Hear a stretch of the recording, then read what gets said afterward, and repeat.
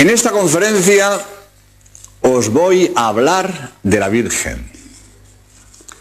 El título podría ser María, Madre de Dios y Madre de los hombres. Voy a hablar de los 3 dogmas marianos que relacionan a María con Dios y a los títulos que relacionan a María con los hombres. María es hija del Padre, madre del Hijo y esposa del Espíritu Santo.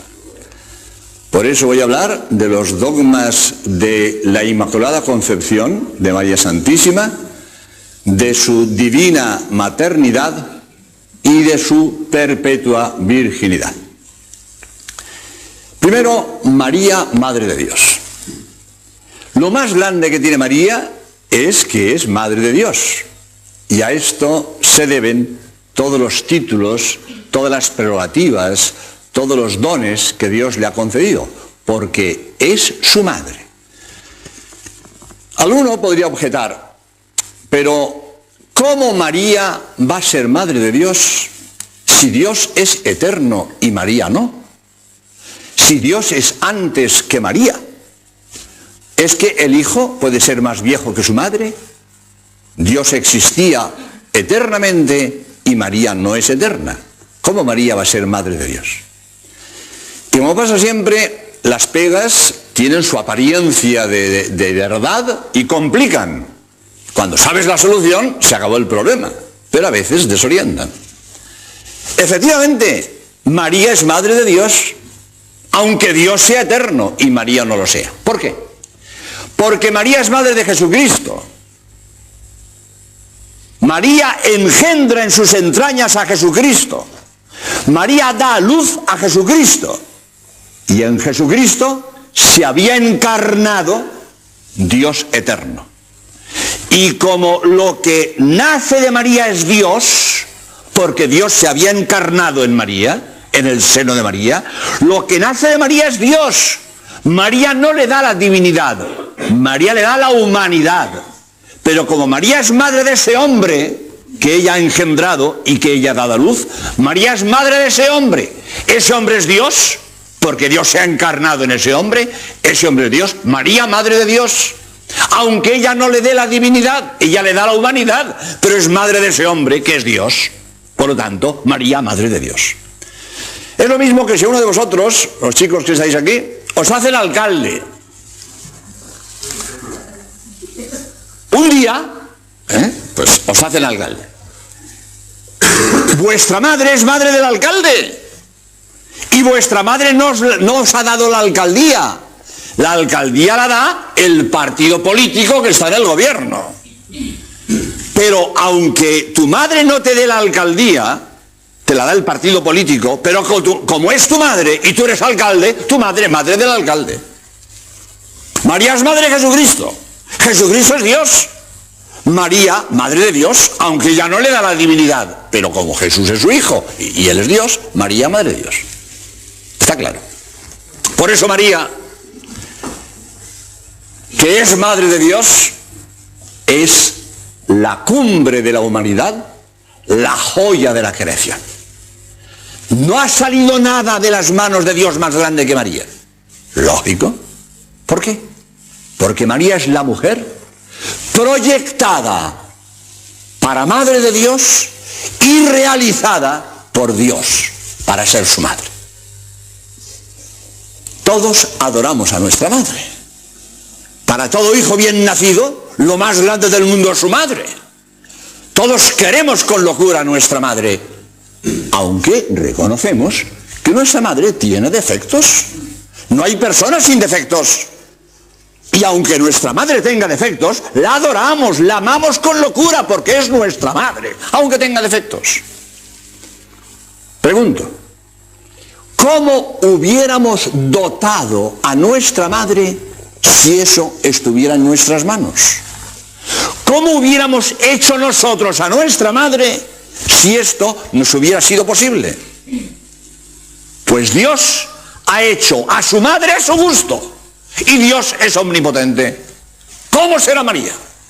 La mujer proyectada para Madre de Dios y realizada por un Dios omnipotente. ¿Cómo será María? No hay nada en el mundo mayor que María. La joya de la creación. Lo más grande que ha salido de las manos de Dios. ¿Y cómo dota Dios a María? ¿Qué le da? Puesto que va a ser su madre. ¿Cuál es el supremo de los dones que le da Dios a María? La gracia. La gracia es lo más grande que Dios le da a María, la gracia.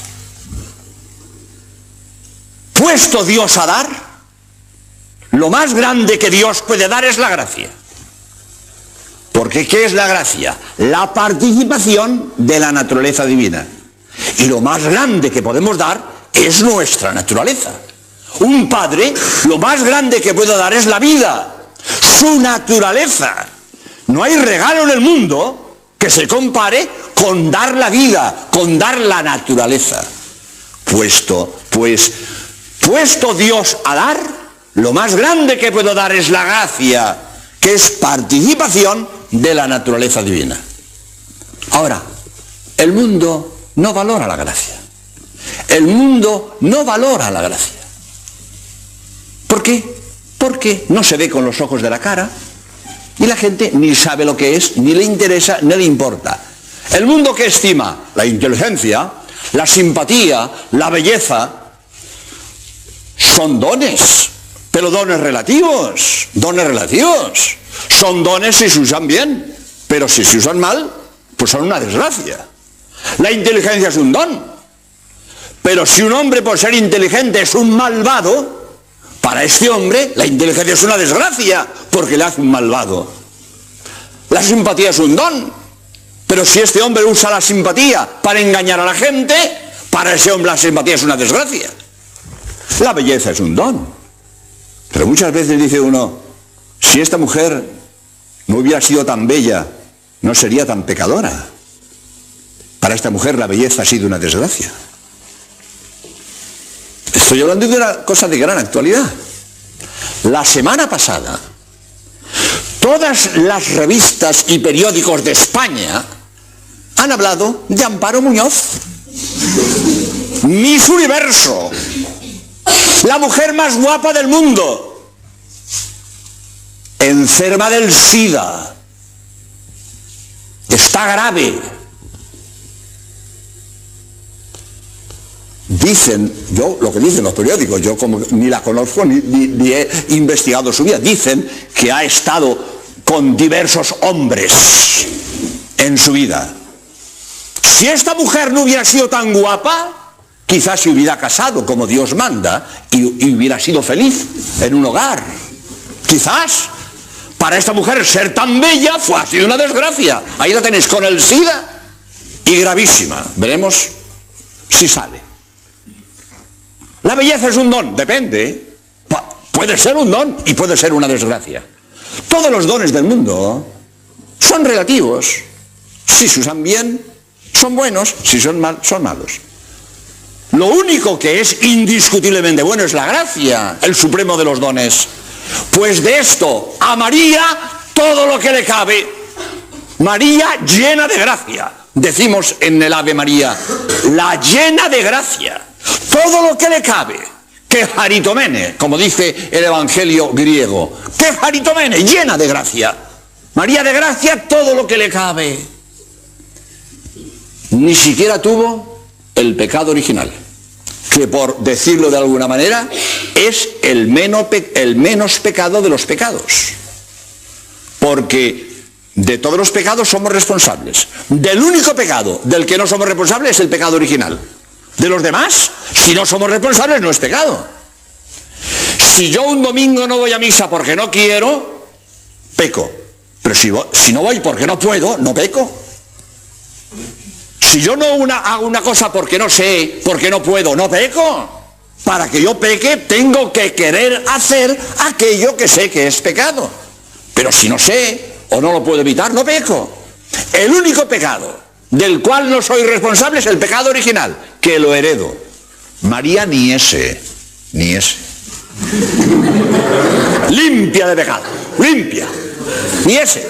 Porque Dios no podía permitir que la que va a ser su madre ni por un momento fuera hija de Satanás. Dice la Biblia, el que peca se hace hijo del diablo. Lo dice la Biblia. El que peca se hace hijo del diablo. Y Dios a su madre iba a permitir que se hiciera hijo del diablo. Ni por un instante. María ni pecado original, nada.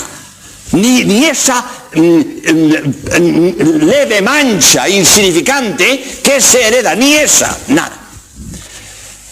La sabiduría popular española, con esa agudeza y ese sentido que la caracteriza, antes que esto fuera dogma de fe, el dogma de la Inmaculada Concepción, ya lo cantaba el pueblo español. Quiso y no pudo, no es Dios. Pudo y no quiso, no es hijo. Digamos pues que pudo y quiso. Claro, quiso y no pudo, no es Dios. Dios lo puede todo. Que Dios no pudo hacer a su Madre Inmaculada. Dios lo puede todo. Todo lo que no sea absurdo. Todo lo que no sea contradictorio. Porque los absurdos no los hace ni Dios. Dios no hace absurdos. Un círculo cuadrado es un absurdo. No hay un círculo cuadrado. O es círculo o es cuadrado. Pero círculo y cuadrado al mismo tiempo es una contradicción, es un absurdo. Eso no lo hace ni Dios. Claro, Dios no hace absurdos. Es una contradicción. Pero todo lo que no es absurdo, todo lo que no sea contradictorio, Dios lo puede hacer, que es omnipotente y es todopoderoso. Hacer a María sin pecado original, Dios lo pudo hacer. Por lo tanto, si no pudo, no es Dios. Quiso y no pudo, no es Dios. Pudo y no quiso, no es hijo. Que Dios pudo evitar a María esa mancha. Que Dios pudo evitar a María ser hija de Satanás. Y no quiso, no es hijo. Quiso y no pudo, no es Dios. Pudo y no quiso, no es hijo. Digamos pues que pudo y quiso. Qué bonito.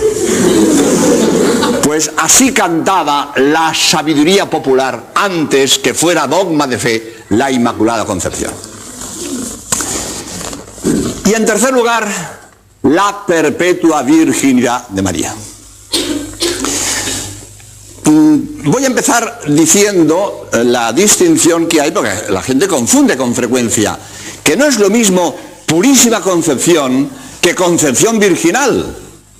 La gente confunde la Inmaculada Concepción, la purísima concepción, la purísima, abreviando, y la Virgen María, la concepción virginal. No es lo mismo purísima concepción que concepción virginal. Porque purísima concepción se refiere a que María fue engendrada sin pecado original en el seno de su madre Santa Ana. Purísima concepción. Y concepción virginal es que María, ella, concibió a Jesús sin obra de varón, virginalmente. Son distintos. ¿Verdad? Que purísima concepción, que María fue concebida sin pecado original en el seno de su madre Santa Ana. Y concepción virginal, que María concibe a Jesús sin obra de varón. Bien. La concepción virginal de María está clarísima en el Evangelio. Os voy a leer lo que dice el capítulo 1 del Evangelio de San Mateo, en el versículo 18, dice: el nacimiento de Cristo fue de esta manera. Estando desposada su madre María con José, antes que estuviesen juntos, ya entendéis lo que quiere decir, antes de estar juntos, se halló que ella había concebido en su seno por obra del Espíritu Santo. José, su esposo, siendo como era justo y no queriendo infamarla, deliberó dejarla secretamente. Aquí dice dos cosas importantísimas. Primero, que María concibió por obra del Espíritu Santo. ¿Está claro? Basta entender, leer y entender lo que dice. Que antes de estar juntos María y José, ella concibió por obra del Espíritu Santo. La cosa está clara. Pero por si alguien no se ha enterado, viene la segunda parte del texto que he leído, que es definitivo, para saber que María engendró por obra del Espíritu Santo, que es las dudas de José. Las dudas de José son una confirmación fenomenal de lo que dice en la primera parte del texto, que María concibió por obra del Espíritu Santo. Porque podéis imaginaros el problemón de José cuando se da cuenta de las señales externas de la maternidad de su mujer y sabe que aquello no es suyo. Menudo problemón para un marido ver embarazada a su mujer y no, eso no es mío, que yo no he hecho nada para dejarla embarazada. Eso no es mío. Pues fijaros el problemón de José, cuando no puede dudar de que su mujer está embarazada. Y desde luego aquello no es suyo, porque él no ha hecho nada. Menudo problemón. Pobre José. Las angustias de José. Menos mal que Dios le acude en su consuelo y dice: José, hombre, no dudes en aceptar a tu esposa María, que lo que ha engendrado no es obra de varón, es obra del Espíritu Santo. Y José, bueno, si es del Espíritu Santo, bueno. Ya tranquilo, porque es obra del Espíritu Santo. Pero fíjate el problema de José, cuando no sabe qué hacer, porque la ley mandaba apedrear a la mujer adúltera. La mujer adúltera estaba condenada a muerte, había que apedrearla. Pero José, que conoce a María y sabe la virtud de María, no le cabe en la cabeza que su mujer sea una adúltera. Él no puede aceptar que su mujer le ha engañado, pero tampoco puede dudar de que está embarazada. Y no sabe qué hacer, el hombre no sabe qué hacer. Y es normal que Dios le ilumina. Mujer, no te preocupes, hombre, que lo que ha engendrado es obra del Espíritu Santo. Bueno, hombre, ya tranquilo. Vale. De manera que esto queda claro. María concibe no por obra del varón, sino por obra del Espíritu Santo. Pero el relato evangélico nos da pie para otra cosa. María tenía voto de virginidad. María tenía voto de virginidad. ¿Por qué? Porque cuando el ángel le anuncia un hijo, dice María: ¿y esto cómo va a ser? Pues no conozco varón. Eso indica que tiene voto de virginidad. Si no, esta respuesta al ángel no tiene sentido. Vamos a ver que cualquiera de vosotras, chicas que estáis aquí, os casáis. No digo con otro de los chicos que hay aquí, pero a lo mejor sí también. Suele ocurrir que en estos grupos juveniles pues salen parejas con frecuencia. Pues cualquiera de vosotras está casada y al salir de la boda en la puerta de la iglesia, el grupo de amigos y amigas echando arroz, y una chica le dice a la novia: mira, el día que tengas un hijo vamos a celebrar una fiesta. Y la novia dice: ¿yo un hijo? ¿De dónde? ¿Dónde está el hombre que me dé a mí un hijo? Chiquilla, no te acabas de casar. ¿No te acabas de casar? ¿Cómo una mujer recién casada se extraña que le anuncien un posible primer hijo? A lo mejor no los tiene, pero que es lógico pensar que alguna vez puede tener un hijo. Por lo tanto, si María, cuando el ángel le anuncia que va a ser madre, dice: ¿yo un hijo? ¿De dónde? ¿Por qué? Porque tiene voto de virginidad. Si no, la respuesta al ángel no tiene sentido. Pues es lógico que antes o después podía tener un hijo. Pero otra cosa que hay que decirle en honor de José: José sabía que María tenía voto de virginidad. José lo sabía. Porque si María no se lo dice, figuraros el espectáculo cuando después de la boda José se acerca a su mujer y dice: oye, no tú, que tengo voto de virginidad. Chiquilla, ¿y ahora me lo dices? Eso se avisa. Claro. A buena hora me avisas tú. Ahora, después que me he casado. Eso se dice para que uno haga sus planes. Por lo tanto, si María tiene voto de virginidad y si no se lo dice a José, lo hubiera engañado. José hubiera ido engañado al matrimonio. Por lo tanto, no hay duda que José sabía que María tenía voto de virginidad. Y a pesar de eso, se casa con ella y la acepta como esposa. María vale tanto y José la quiere tanto que se casa con ella sabiendo que tiene voto de virginidad. Por lo tanto, esto es muy bonito en honra de José, porque indica que era un varón justo, como dice el Evangelio. Pues sobre la virginidad de María hay distintas herejías, unas grotescas. Pero usted se ha caído de un pino. Pero María, madre sin obra de varón. Pero venga, que a mí me van a hacer creer que María tuvo un hijo sin obra de varón.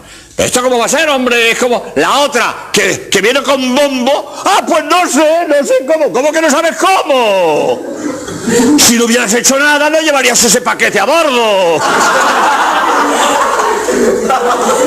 Claro, ¿tú crees que esto sale así, por generación espontánea? No, yo. ¿Sabes qué? Lógico. Si estás embarazada, algo habrás hecho. Pues María no. ¿Por qué? Porque Dios ha hecho con ella el milagro de que conciba sin obra de varón. Y no hay problema. Un milagro que ha hecho Dios. Pero vamos a ver, ¿quién ha hecho las leyes de la reproducción? Sino Dios. Los hijos se hacen así porque Dios ha dispuesto que se hagan así. Que los peces se reproducen de otra manera y las flores de otra. Y las leyes de la reproducción son obra de Dios. Y Dios ha querido que los hombres se hagan así, que lo podía haber hecho de otra manera. Pues si las leyes de la reproducción humana son obra de Dios, Él podía haberlo hecho de otra manera, como ha hecho con los peces o las flores. Por lo tanto, Dios es el que ha hecho el modo que los hombres se reproduzcan. Y Dios, que ha hecho las leyes, podía haberlo hecho de otra manera, podía haberlo cambiado. Por lo tanto, es absurdo pensar que Dios no pudo hacer que María tenga un hijo sin obra de varón. Pero después hay otro tipo de herejías más sutiles, pero no menos perniciosas. Y son estos católicos que quieren rebajar la virginidad de María. Hombre, virgen en la concepción, sí, porque es dogma de fe. Bien, aceptamos que María fue virgen en la concepción, pero en el parto no. El parto fue normal. ¿Por qué va a haber un parto virginal? No, un parto normal. ¿Por qué? Pero ¿por qué queremos rebajar la virginidad de María? ¿Es que el que puede más no puede lo menos? Si Dios ha podido hacer que conciba virginalmente, ¿no va a poder hacer que dé a luz virginalmente? ¿Por qué vamos a rebajar la virginidad de María? ¿Por qué? ¿Es que le vamos a quitar poder a Dios para ello? Pero además, está expresado en la fe de la Iglesia desde el siglo V, María virgen antes del parto, en el parto y después del parto. Así se expresa desde el siglo V en la fe de la Iglesia. ¿Por qué vamos a discutir si María fue virgen en el parto o no fue virgen en el parto? Como dice el catecismo muy bien, como el rayo de sol atraviesa el cristal sin romperlo ni mancharlo. Así fue el nacimiento de Jesús. Qué bonito está dicho, qué preciosamente dicho. Como el rayo de sol atraviesa el cristal sin romperlo ni mancharlo. Así fue el parto virginal de María. Pero entre las herejías estas que discuten a María la virginidad, pues están los testigos de Jehová, que andan por las casas engañando a los incautos que les escuchan con sus falacias, sus mentiras, sus sofismas. Y van diciendo, pero ¿cómo vosotros os creéis lo que dicen los curas, que María fue virgen? Pero si María tuvo muchos hijos. Si María tuvo muchos hijos. Y para eso no necesitan su Biblia.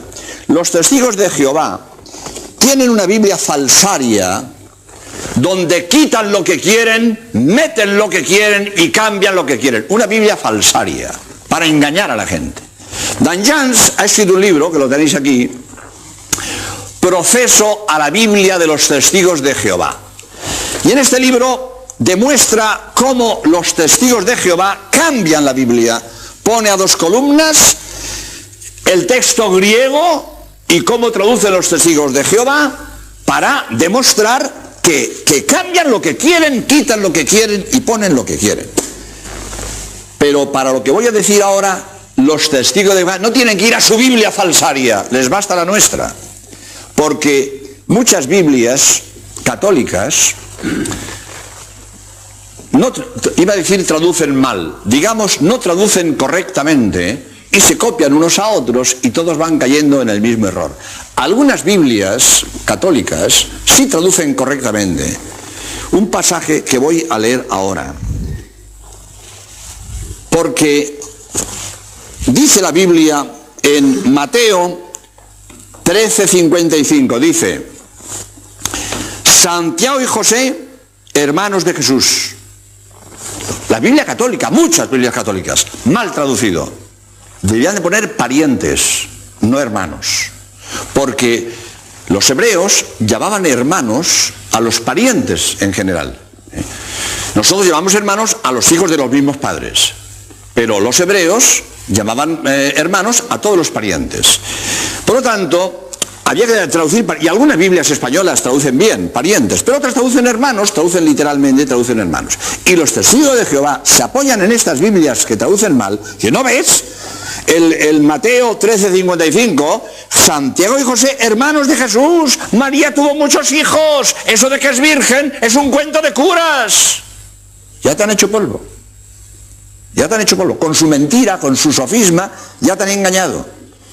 Porque ellos saben de sobra, porque presumen de que se saben la Biblia de memoria, saben de sobra que el mismo Evangelio que en Mateo 13:55 dice Santiago y José, hermano de Jesús, un poco más adelante, en Mateo 27:56 y en Marcos 15:40 dice que al pie de la cruz, junto a la madre de Jesús, estaba la madre de Santiago y José.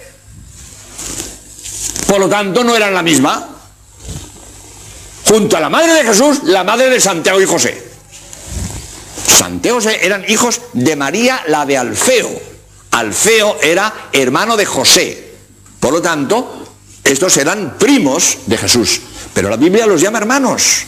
Porque para la Biblia, hermano es pariente en general. Hijos, no hijo de los mismos padres, como decimos nosotros. Hijos, parientes en general. Y esto, en mi libro Para Salvarte, que vosotros muchos conocéis ya, pues yo lo demuestro con la misma Biblia. Y digo, en Génesis 11:27 dice, Lot es sobrino de Abraham, hijo de un hermano. Lot, sobrino de Abraham. Génesis 11:27. Y después 5 veces, Génesis 13:8, 14:16, etc. 5 veces llama a Lot y a Abraham hermanos. Acaba de decir que son tío y sobrino, pues después lo llama hermanos. 5 veces.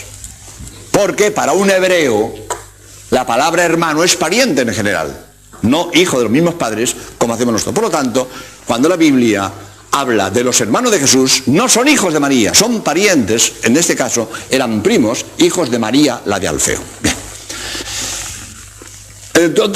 Todo esto quiero resaltar la virginidad de María, porque hoy la virginidad está menospreciada por nuestra sociedad.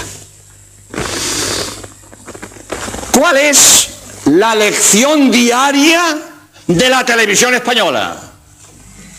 Revolcones en la cama. A diario, a diario. En cuanto un hombre y una mujer se gustan, se apetecen a la cama. O donde sea, que no hace falta la cama. Pero así son las cosas. Lección diaria. ¿Quién estima la virginidad? Se ríen de la virginidad, menosprecian la virginidad. Y diariamente nos están enseñando que eso de la virginidad, ¿para qué? Es una sociedad moderna, libre. Nada, hombre, tonterías, atrasos. Hay que ser modernos, hay que ser actuales, hay que ser progresistas. Eso son tonterías, anticuallas. Esa es la lección diaria que estamos oyendo en España. Pues por mucho que digan, la virginidad es un valor insustituible, irrecuperable. Y por mucho que nos quieran decir que no tiene importancia, el que sea una cosa frecuente no la hace buena. lo bueno tiene un valor objetivo, independiente de que sea frecuente o no sea frecuente. Las cosas no son buenas por ser frecuentes. Si esto fuera así, serían buenas las violaciones de los maníacos sexuales y los actos terroristas que estamos sufriendo a diario. Sería bueno porque son muy frecuentes, son muy frecuentes. Las cosas no son buenas por ser frecuentes. Tienen un valor objetivo. Por lo tanto, que no nos digan como lo hace todo el mundo, ¿qué más da? ¿Cómo que qué más da? Si está prohibido por Dios es malo. Por mucho que nos quieran hacer creer que no tiene importancia y que lo hace todo el mundo. Las cosas no son buenas por ser frecuentes, tienen un valor objetivo. Y el valor no depende de lo que opina la gente. Depende de lo que opina el que entiende. Habrá mucha gente que no sepa valorar la virginidad. Pero no porque haya gente que no valora la virginidad, pide valor la virginidad. Las cosas valen según dice el que entiende, no la gente de la calle. Puede haber mucha gente que no sabe lo que vale una joya, pero si el joyero sabe que vale, la joya vale según dice el que entiende, que es el joyero, no lo que diga la gente de la calle, que no entiende. La virginidad es un valor insustituible, irrecuperable. Y esto está metido intrínsecamente en la naturaleza humana, por mucho que nos quieren hacer creer lo contrario. El hombre instintivamente valora a la mujer virgen. No puede evitar valorar la mujer virgen. Todo el mundo quiere para casarse una mujer de estreno, no de segunda mano o de quinta mano, que a nadie le gusta comerse las sobras que otro dejó en el plato. A nadie. Para casarse mujer de estreno. Todo hombre normal quiere casarse con mujer de estreno. A nadie le hace gracia la mujer de segunda mano o de quinta mano. A nadie. Yo muchas veces he oído a chicos que decían: padre, qué suerte, he encontrado una chica que es un ángel. Esto lo he oído yo. Qué suerte, padre, mi novia es un ángel. Qué suerte. Esto lo he oído yo. Yo jamás he oído que un chico diga: padre, qué suerte, he encontrado una novia que es una golfa. Eso yo no lo he oído nunca. Que un chico esté ilusionado de casarse con una golfa, eso no lo he oído nunca. Pero que un chico le haga ilusión casarse con un ángel, eso sí lo he oído yo. Que hombre valora eso. Valora la virginidad, valora la virtud, claro que lo valora. Y es lógico que lo valore, porque a nadie le gusta que le salga esto en la cabeza. Tú cásate con una golfa, verás lo que tardan en aparecerte los cuernos. Que la cabra tira al monte, muchacho, la cabra tira al monte. Me decía a mí uno en Murcia: bueno, padre, pero puede haber sido una golfa y después convertirse. Y digo: sí, señor. Santa María Magdalena era prostituta y terminó santa. Pero muchacho, eso es una excepción. Que si te casas con una golfa, arriesgas mucho, chiquillo, arriesgas mucho. Y después lo que pasa también, cuando empieces a dudar si los hijos de tu mujer son tuyos o son de otro, échale. Que eso conozco yo casos. Cuando el marido duda si los hijos de su mujer son suyos o son del otro, me decía: padre, si se parece al otro. Yo digo: pues tienes razón. ¿Tú sabes lo que es eso para un hombre? No saber de quién son los hijos de su mujer. ¿Qué querías? ¡Golfa! Ahí tienes la golfa, hombre, ahí la tienes. Menudo tormento para un marido. Lógico que el marido para casarse quiere una mujer pura y una mujer virgen. ¡Lógico! Y eso no lo quita nadie. Eso es así. Pero además,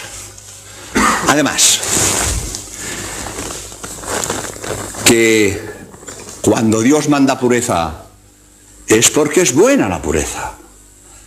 Porque es buena la pureza. Que si fuera mala Dios no la mandaba. Primero es posible. Es posible, costará trabajo, hay que vencerse. Pero sería blasfemo decir que no se puede guardar la pureza. Sería blasfemo. Cuando Dios exige pureza a la juventud, es porque la juventud puede ser pura. ¿Cómo Dios va a exigir pureza si esto no fuera posible? Si Dios exige pureza es porque es posible. Y además sana. Sana. Tiene gracia que ahora los que predicamos pureza no solo somos los sacerdotes, ahora vienen los médicos recomendando castidad. Hay un médico que se llama Surblet se llama, que tiene un libro, es francés, tiene un libro donde dice, pero conviene que se sepa, nadie se ha puesto enfermo por ser casto, nadie. No hay ningún libro que estudie las enfermedades de la pureza. Nadie se pone enfermo por ser puro. Y dice él, montones de libros estudian las enfermedades de la lujuria. Montones de libros. Y montones de médicos, vas por ahí. Doctor tal, enfermedades venéreas. Eso lo ves en muchísimos médicos. ¿A que no encontráis un solo médico? Doctor fulano, enfermedades de la pureza. ¿A que no? Ni un solo médico para curar enfermedades de la pureza. Montones de médicos, enfermedades venéreas, enfermedades de transmisión sexual. Lo que es malo es la lujuria. La pureza no hace daño a nadie, la lujuria sí. No puedo dejar de decirlo. Ahí tenéis el SIDA. La peste del siglo XX. Está matando a miles de personas. Hace unos días ha muerto en España un poeta víctima del SIDA, el famoso actor de cine, Rock Hudson, ¿no? Bueno, y montones, miles han muerto por el SIDA, miles. Oí una vez una frase, no es mía, pero me gustó, y la repito. Dios perdona siempre. Si pides perdón, Dios te perdona siempre. El hombre perdona a veces. La naturaleza no perdona nunca. Como tú vayas contra la naturaleza se venga. Y Dios ha hecho el aparato genital para el matrimonio. Y el aparato genital solo se puede usar dentro del matrimonio. Y por usarlo fuera del matrimonio pasa lo que pasa. Me dijo un médico, bueno, lo digo muchas veces, pero ahora estoy hablando de una conversación. En un matrimonio sano, que ninguno de los dos tiene el SIDA, jamás entra el SIDA. El SIDA se contrae siempre por relaciones sexuales extramatrimoniales. Pero un matrimonio sano y fiel no coge SIDA. Este es el remedio del SIDA. La pureza, la castidad, la virtud. Y no el preservativo, como nos dice la tele. ¿Habéis visto la tele? No cambies tus aficiones sexuales, usa preservativo. ¿Pero esto qué es? ¿Esto qué es? Fomentando el libertinaje sexual. Bueno, y sé de algún ayuntamiento, pero vamos, lo sé porque lo he visto en los periódicos, que en las fiestas han repartido gratis preservativos. Vamos. ¿Tú qué hay derecho a esto? Fomentando la lujuria y el libertinaje, repartiendo gratis preservativos. Pero además, que el preservativo no es solución. En mi libro Para Salvarte, tengo textos de médicos que afirman haber tratado enfermos de SIDA que usaron preservativo. El preservativo no soluciona. ¿Para qué están engañando en la tele? Usa preservativo y con esto se acabó el SIDA. No, señor, no se acabó el SIDA. Y me decía hace unos días otro médico, el preservativo es poner un muro de tela de araña. Un médico me lo ha dicho hace unos días. El preservativo algo defiende, pero como una tela de araña. Palabra de un médico. A mí no se me hubiera ocurrido nunca decir semejante cosa. Lo que sí sabía es que el preservativo no es solución. Pues que no me hagan propaganda de los preservativos como remedio del SIDA. No, señor. Remedio del SIDA, la pureza. Ah, eso sí que es remedio. Remedio del SIDA, la castidad. Eso sí que es remedio. Remedio del SIDA, la fidelidad matrimonial. Eso sí que es remedio. La virtud, la pureza. Pero no los preservativos. Pero claro, como estamos en manos de los pornócratas, que hacen negocio con la pornografía, lo que les interesa es el libertinaje sexual, que es un negocio. Es un negocio. Y están fomentando el libertinaje sexual para su negocio. Los pornócratas y los políticos, que es la manera de atacar a la Iglesia hoy. Hoy ya no se ataca a la Iglesia quemando iglesias y asesinando curas. No. Hoy se ataca a la Iglesia pervirtiendo la juventud,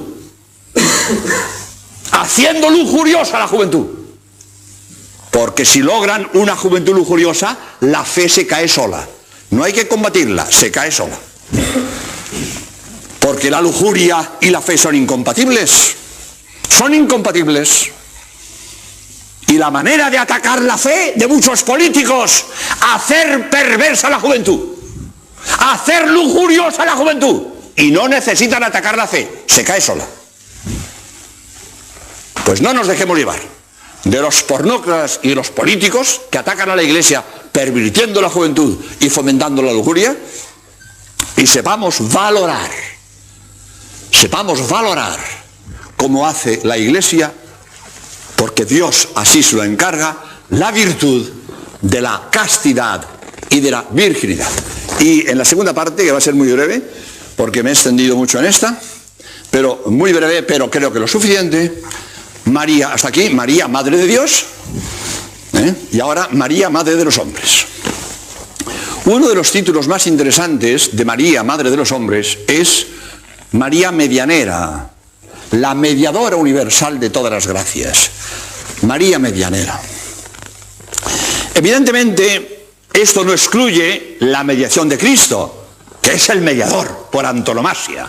Como dice San Pablo, Cristo el mediador. Pero esta mediación principal de Cristo ante Dios el Padre no excluye una mediación secundaria, subordinada, que es de la Virgen.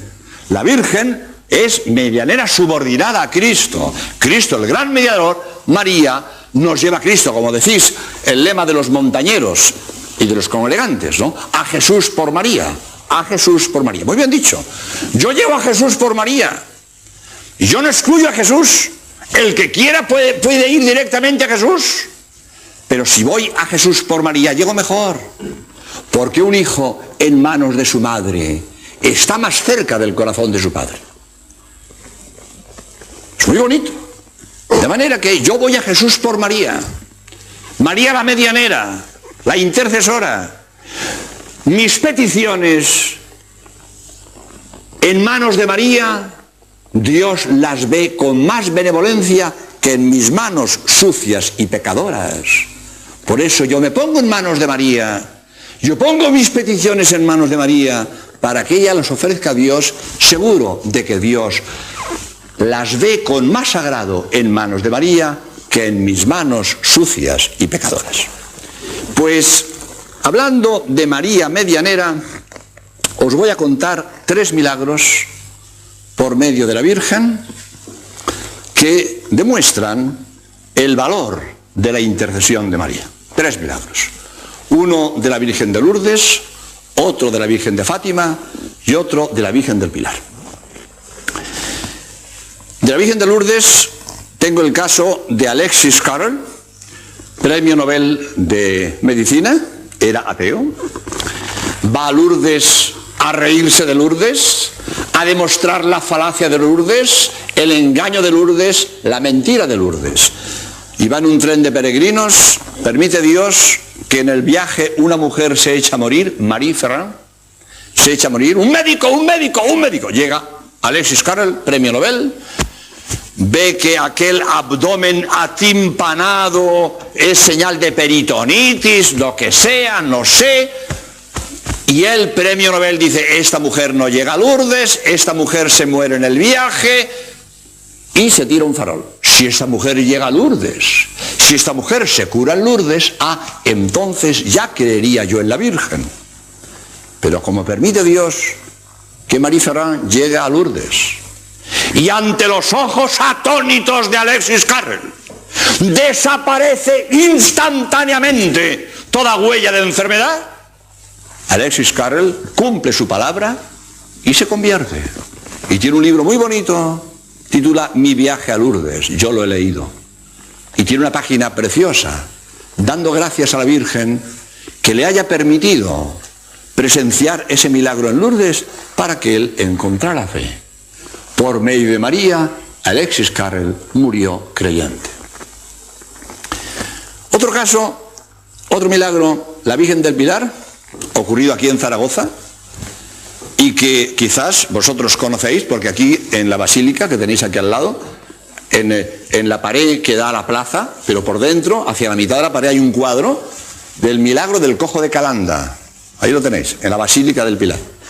Pero aunque seáis de aquí, no todo el mundo ha oído hablar del milagro del cojo de Calanda. Hace unos años hablaba yo aquí en Zaragoza, en la parroquia de Santa Engracia, y hablaba yo de esto, y un señor después se me acercó: padre, yo que soy de Zaragoza y no sabía nada de esto. Un hombre mayor, toda su vida en Zaragoza, y nunca había oído hablar del milagro del cojo de Calanda. Os lo voy a contar. Miguel Pellicer, labriego de profesión, un día venía del campo en el carro, se cae del carro, una rueda le pasa por encima de la pierna, le tienen que cortar la pierna, entierran la pierna y a él le ponen una pata de palo. Entonces no había la ortopedia que hoy tenemos, y le ponen una pata de palo. Y él con su pata de palo se pone a pedir limosna en la puerta de la Basílica del Pilar. Y está 2 años y medio, con la pierna cortada y la pata de palo, pidiendo limosna en la puerta de la Basílica del Pilar. Y todo Zaragoza lo conoce como el cojo de Calanda. Calanda era su pueblo. Un día pasa por su casa un soldado que iba no sé dónde. Son pobres, no tienen cuarto de huéspedes, y acuestan al soldado en la cama de Miguel. Y a él le ponen un jergón a los pies de la cama de matrimonio de sus padres. Miguel está cansado y se va a acostar el primero. Cuando su madre se va a acostar, pega un grito, viene el marido, debajo de la manta que mal tapaba a su hijo, en lugar de pierna y media, como había visto siempre, ve 2 piernas. Despiertan al muchacho y dice él: ¿por qué me despertáis? Estaba soñando con la Virgen del Pilar. Muchacho, que tienes 2 piernas. ¿Que tengo 2 piernas? Se pone de pie y tiene 2 piernas. Y todo Zaragoza, que lo ha visto 2 años y medio con la pierna cortada y la pata de palo, ahora lo ve con 2 piernas. Y el párroco tuvo la feliz idea de hacer un acta notarial, que está en el despacho del alcalde de Zaragoza, en el ayuntamiento. Y cuando yo estuve aquí en Zaragoza, dando conferencias, como dije, en la parroquia de Santa Engracia, como esto lo cuento yo por toda España, yo pensé, hombre, ya que estoy en Zaragoza, me voy a acercar al ayuntamiento a ver ese acta notarial. Y efectivamente, aproveché la ocasión, con los permisos consiguientes, y en el despacho del alcalde de Zaragoza, ahí, en la plaza del Aseo, creo que lo llamáis, en el despacho del alcalde hay una vitrina con el acta notarial, que por cierto el secretario, muy amable, me regaló una edición facsímil que tengo en mi poder, del acta notarial, con 25 testigos que habían visto a Miguel 2 años y medio con la pierna cortada y la pata de palo, y ahora lo ven con 2 piernas. Y un detalle, fueron donde habían entrado la pierna y no hay nada. Y la pierna que le ha crecido tiene la cicatriz de una mordedura de perro de cuando era niño. La pierna que le ha crecido. La Virgen del Pilar. Un milagro por medio de la Virgen del Pilar. Y finalmente, porque el reloj está llegando a su fin, otro milagro del cual conozco a la protagonista. Yo llevo 30 años destinado en Cádiz y hasta hace poco he sido capellán de las factorías navales de la Bahía Gaditana, factorías muy grandes, 4.000 obreros en varias de ellas. Estando en construcción el Talavera, el petrolero más grande de España, entonces, hoy se hacen mayores, pero entonces era el más grande de España, el Talavera, y su gemelo, el San Marcial, para CEPSA, Compañía Española de Petróleos, Sociedad Anónima. Estando en grada el Talavera, se cayó una pieza de una grúa cogió 2 hombres, mató uno y hirió a otro. Voy a ver al herido a la clínica de San Rafael, lo estoy consolando y me dice la suegra, estaba con él su mujer y su suegra. Me dice la suegra, padre, si nosotros tenemos mucha fe, porque a mí la Virgen me devolvió la vista. Y yo lo digo para humillarme, porque tuve este mal pensamiento. Me dije, ármate de paciencia y prepárate a escuchar un rollo. Y yo por caridad, por aquello de que a todo el mundo le gusta contar su historia, le digo a la señora, ¿y qué fue? ¿Qué le pasó? Y a las pocas palabras me quedó de piedra. Me dice la mujer, padre, nosotros vivíamos en el puerto de Santa María, entre el puerto y Jerez, en un cortijo, y no teníamos luz eléctrica. Nos alumbrábamos con candiles de carburo. Y un día me reventó en las manos un candil de carburo y me quemó los ojos. Me decía la familia, tenía los ojos como los de una pescadilla frita. En frase de la familia. 6 meses con los ojos como los de una pescadilla frita. En frase de la familia. Y la llevaban a curar a la residencia sanitaria de Cádiz, y un día la hija que va con ella le dice al médico, el doctor don José Pérez de Orca, padre del que fue ministro, y de un oftalmólogo que hay en Cádiz, que se llama don Jaime Pérez de Orca. Pues la hija le dice a don José Pérez de Orca, el médico, díganos usted si lo de mi madre tiene solución, porque si no tiene solución no venimos más, porque estamos gastando en taxis un dinero que no tenemos. Y el médico le dice, yo siento decirle a usted que esto no tiene solución, porque lo de su madre es una ceguera irreversible. Y me dice a mí la mujer, padre, cuando yo oí aquello de que yo no tenía solución, de que yo nunca más volvería a ver a mis hijos, me entró una pena, me entró un dolor, que yo empecé a llorar y yo no tenía consuelo. La meten en el taxi, la llevan a la casa, la meten en la cama y me dice la mujer, yo me acordaré de un cuadro de la Virgen de Fátima que yo tenía allí, que entonces la Virgen de Fátima estaba recorriendo España y haciendo milagros, y me dice la mujer, y la dije con toda mi alma, Madre mía santísima, tú que eres tan milagrosa, por mis 9 hijos, que yo pueda volver a verte otra vez. Y me dice la mujer, decir aquello, sentir como un fuego que se me sube por dentro, como un fuego que se me sale por los ojos, que yo veo luz, que yo veo claridad. Viene su hija, le quita los esparadrapos y tiene los ojos como nosotros. Cogen un taxi y se van a la residencia sanitaria. Y cuando don José Pérez de Orca a las 12 del mediodía había dicho ceguera irreversible, y a las 3 de la tarde se le presenta a la mujer con los ojos como nosotros, se quedó pálido. Me decía la familia, creíamos que se mareaba. Pálido. Y repetía, esto no tiene explicación, esto no tiene explicación, esto no tiene explicación. Pues me acuerdo yo, entonces, del impacto que le hizo a este señor, que os decía yo antes, que me había oído en la parroquia de Santa Engracia, y le había hecho un impacto enorme el acta notarial que había en el despacho del alcalde. Y dije yo, pues voy a hacer yo un acta notarial del milagro de la ciega. Llego a Cádiz y empiezo a ver dónde están, a localizar testigos, hijos, hijas, nueras, yernos, vecinos, que ahora estaban diseminados, unos en Puerto de Santa María, otros en Paterna, otros en Jerez, otros en Puerto Real.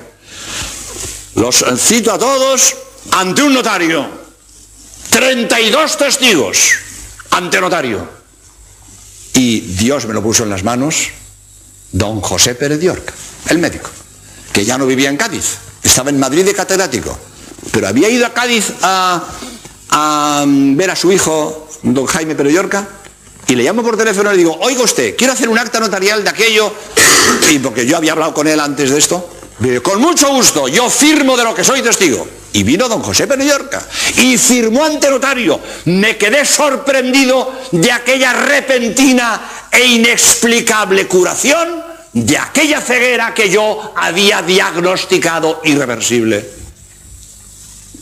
Y le digo yo al notario, oiga, ponga usted aquí, que esto no es un médico cualquiera, ponga usted. Primero, miembro de la Real Academia de Medicina, presidente de la Sociedad Oftalmológica Española, 30 años catedrático de oftalmología, general inspector de la Armada, que es lo más alto que sube un médico en la Marina, etcétera, etcétera, que sepamos quién es el que firma aquí. Me quedé sorprendido de aquella repentina e inexplicable curación de aquella ceguera que yo había diagnosticado irreversible. Milagros por medio de María. María, la gran intercesora, la gran medianera. Milagros, no siempre, cuando conviene, cuando nos lo merecemos, cuando pedimos bien, cuando Dios cree que debe hacerlo, pero por medio de María, la intercesora. Y que nadie caiga en esa tontería que a veces dicen los protestantes, es que vosotros ponéis a María en el sitio de Dios, es que para vosotros Dios, María es más que Dios. No digas sandeces. Nadie de nosotros pone a María por encima de Dios, pero todos sabemos que Dios no tiene celos de María, porque ningún hijo tiene celos de su madre. Y todo hijo bien nacido disfruta viendo a su madre querida y honrada. Por lo tanto, cuanto más queramos a María, más contento Jesús, que disfruta de ver a su madre querida y honrada. Qué tontería decir que nosotros menospreciamos a Dios por amor a María. De ninguna manera. Porque cuanto más queremos a María, más contento tenemos Dios. Pues que estas palabras que os he dicho os sirvan para conocer mejor a María, para amarla más y para imitarla mejor. Pues muchas gracias por vuestra atención. Hasta luego.